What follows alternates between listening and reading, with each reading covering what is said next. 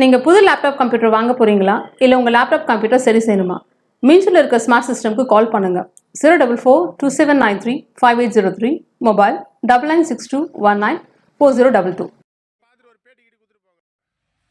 பேட்டி கொடுக்கறதுக்கு ஜனத்திரல் இருக்கணும். இன்னொன்று அது சம்மந்தப்பட்ட சங்கத்தோட தான் நம்ம பேசி எடுக்கப்பட்ட நடவடிக்கை அவங்க தான் எடுக்க போகிறாங்க. அது பண்ணீங்க பேட்டி கொடுக்குறது கவினியும் தெரியணும். என் பேர் கதிர்வேலு, விவசாய சங்கத்தினுடைய மாவட்ட துணைத் தலைவர் இருக்கிறேன். இந்த கிராமத்தில் விவசாயிங்க நிறைய பேர் ஒரு 100-120 ஏக்கர் விவசாயம் பண்ணுறாங்க. அதனால விவசாயம் பண்ணுறப்போ எரா பண்ண பாண்டு தனியார் ஒரு எரா பாண்டு வச்சிருக்கிறாங்க. அதில் 20 ஏக்கர் பாண்டு வைக்கிறப்போ அதில் தண்ணியெலாம் கெமிக்கல் தண்ணியெலாம் விவசாயிகள் பண்ணுறப்போ அந்த தண்ணி தந்து விடுறதுனால அந்த விவசாயத்திட்ட ஒரு 100 ஏக்கருக்கு மேலே விவசாயம் பாதிக்கப்படுது. ஏன்னு சொன்னாக்கா எல்லா விவசாயிகளும் 1 ஏக்கர் 2 ஏக்கர் தான் வச்சுக்கிறாங்க. எல்லாமே மழை பெஞ்சு தான் விளையக்கூடிய நிலம் அது. அந்த மழை பெய்யறப்ப என்ன பண்ணான்னு சொன்னால் அந்த தண்ணி கெமிக்கல் தண்ணி விட்டுறதுனால இதனால விவசாயம் நிறைய பாதிக்குது. ஏரி தண்ணி விவசாயம் நிறைய பாதிக்கிறாங்க. அதனால விவசாயிங்க பாதிக்கனால விவசாய சங்கம் என்ன பண்ணான்னு சொன்னால் ஆர்டிஓட்ட மனு கொடுத்து ஆர்டிஓட நடவடிக்கை எடுக்கணும்னு சொன்னால் தமிழ்நாடு விவசாய சங்கம் இந்த மக்களை திரட்டி பெரிய ஒரு போராட்டத்தை பண்ணுன்னு சொல்லிட்டு நான் விவசாய சங்கத்தை கேட்டுக்கிறேன். கதிர்வேல் என் பேர். சார், அதாவது ஒரு 5-6 வருஷம் ஆகி போச்சு இந்த நிலங்கள்லாம் பயிர் செய்யுது. இதுவேலும் எங்களுக்கு எல்லாமே சிறு விவசாயிங்க தான். 2 ஏக்கர் 1 ஏக்கர் 4 ஏக்கர் அப்படி வச்சுருக்கிற விவசாயிங்க பாதிக்கப்பட்டு இப்போ எந்த ஒரு இதுவும் இல்லாத ரொம்ப சாப்பாட்டுக்கு ரொம்ப கஷ்டப்படுறோம் நாங்கள். இதை மேலும் நீங்கள் இதுக்கு உண்டான நடவடிக்கை எடுத்து 3 முறை எங்களுக்கு அதிகாரிகளுக்கும் கொடுத்துருக்கோம். கலெக்டர்லேருந்து ஆர்டிஓ, தாசில்தார், பிடிஓ இபி கொடுத்துருக்குறோம். இதுவெல்லாம் அவங்க எந்த ஒரு நடவடிக்கையும் எடுக்கலை.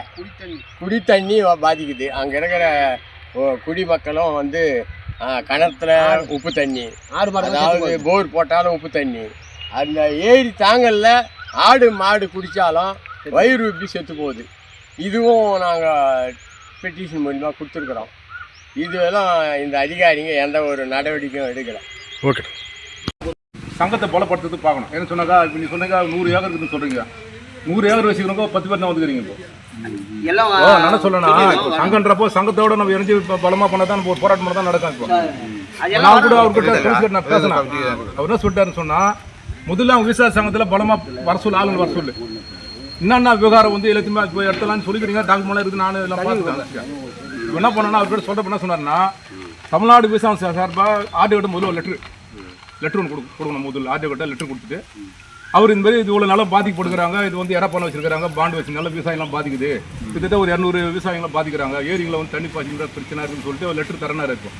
அந்த லெட்ரு ஆர்டிஓ கொடுத்துட்டோம்னா ஒரு டைம் கொடுப்பாங்க. 10 நாள் 15 நாளுக்குள்ள ஆர்டிஓ ரிப்ளை பண்ண பேர் என்ன முடிவு சொல்லி அப்புறம் கலெக்டர் போகலான்னு சொல்லி முடிவு சொல்லியிருக்காங்க.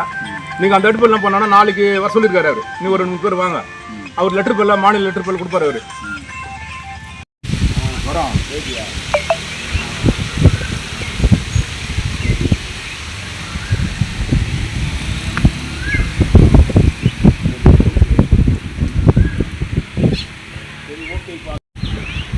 வணக்கம் சார். என்ன திடீர்னு இந்த மாதிரி ஆயிடுச்சா? சரி. உனக்கு ஒரு செட்டு கேட்டியா? இது ஒரு செட்டு ஜெராக்ஸ். அவர் நாளை எடுத்து ஒரு ஜெராக்ஸ் கதிரண்டா கூட ஒரு செட்டு ஜெராக்ஸ் நீ அவரு போவா கதிரண்டா பண்ணிடலாம்.